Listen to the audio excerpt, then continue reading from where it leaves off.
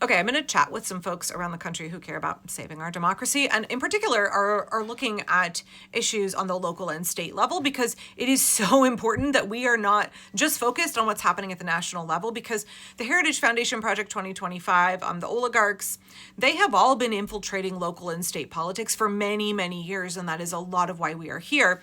And progressive folks seem to wrongly have this very top-down perspective, especially like third-party folks seem to think that the way you build a third party is once every 4 years you run a presidential candidate, and that's just, we have to be focused on local and state politics as well, not only to cut off any threats at the pass, right, to realize the way that the right, the maggots, the fascists are trying to infiltrate on the local and state level, but also because we need to start platforming out. We need good people in state and local politics. I mean, there are some, but we need people who are going to vigorously defend democracy and work for the rights of people in their community, in their state, and the nation. So one of the other things we talk about in that group are bills that are coming up on the state level, and also court cases on the state and local level, right?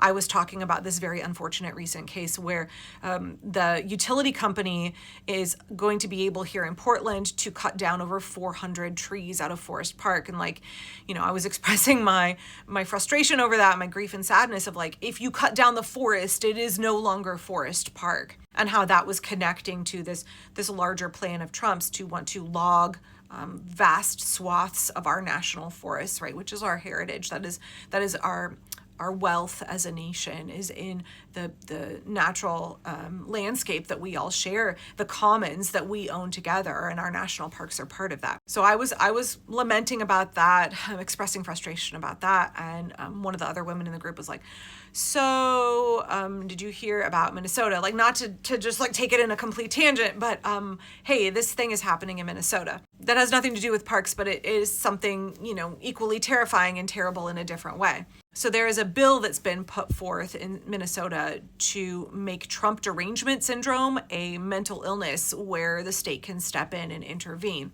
And folks were kind of freaking out about it. And I was like, okay, y'all, let's take a step back for a second. Let's look at the bill. So I looked it up. It's Senate Bill 2589, and it is sponsored by these chuckle fucks here below.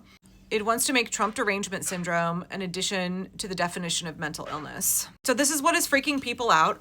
Trump derangement syndrome is being defined in this bill as the acute onset of paranoia in otherwise normal persons that is in reaction to the policies and presidencies of President Donald J. Trump. Symptoms may include Trump-induced general hysteria, which produces an inability to distinguish between legitimate policy differences and signs of psychic pathology in President Trump's behavior. This may be expressed by verbal expressions of intense hostility toward President Trump, or 2, overt acts of aggression and violence against anyone supporting President Trump or anything that symbolizes President Trump.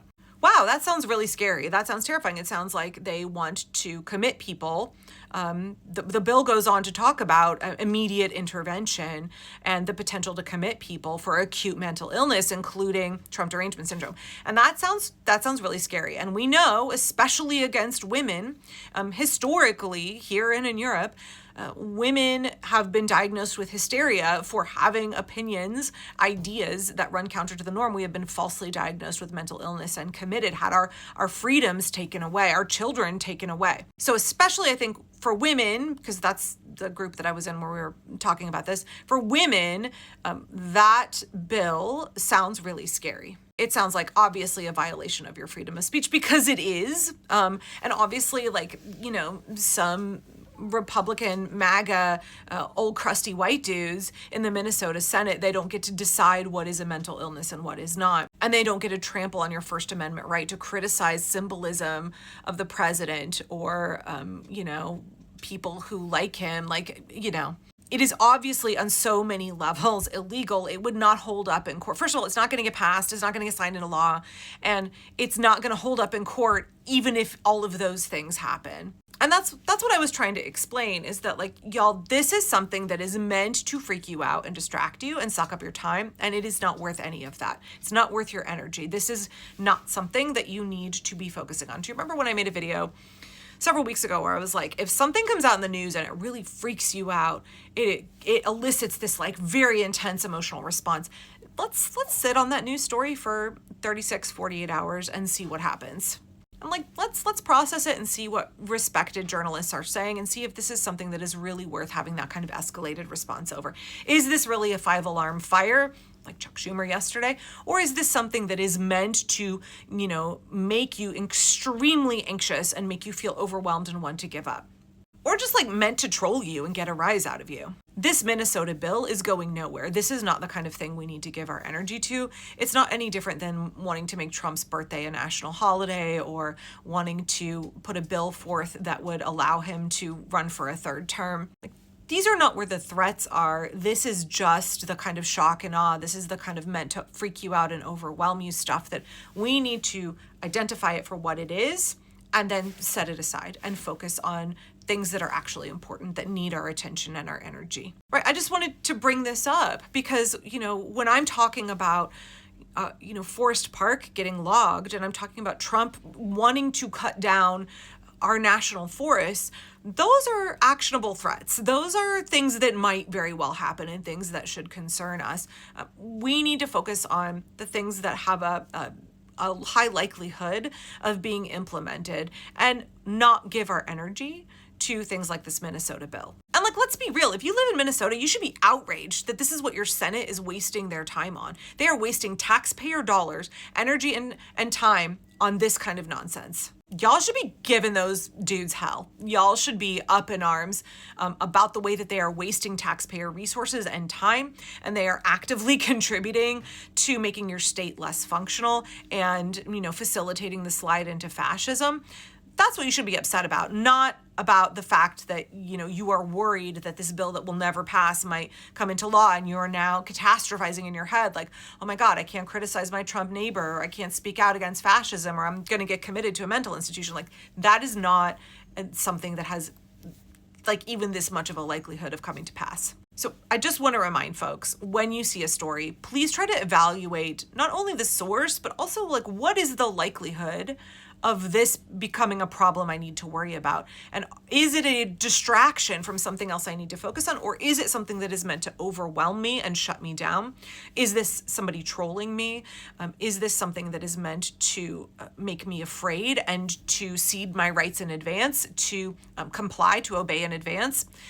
Let's evaluate what the story is, because they are trying all kinds of nasty shit. They are trying all kinds of chaos, all kinds of anxiety-inducing shit. Some of it is a real threat and some of it is not. I need to go pick up my tiny dog. She's crying. Hang on. There are more than enough things that are a cause for concern. So let's make sure that we are using our limited bandwidth, our limited energy, focusing on the real problems, the real threats, okay? Let this be a lesson to you.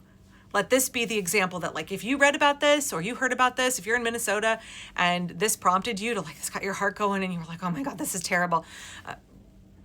Let this be a lesson to you about evaluating the story and thinking about where we need to give our energy. Also, I just want to say something here at the end. I never understood why Trump derangement syndrome was a term that got coined by MAGA to mean people that are critical of Trump. People who are deranged and obsessed with Trump, who were wearing diapers and worship Trump and make their whole personality Trump and decorate their house. The people who are the slobbering MAGAs, they're the ones with Trump derangement syndrome. They're the ones who are in a cult. It's weird. I guess it's that every accusation is a confession once again. Anyway, protect your energy. Know where to dedicate your resources. Know what is worth getting worked up over and what is just something that you can set aside and move along.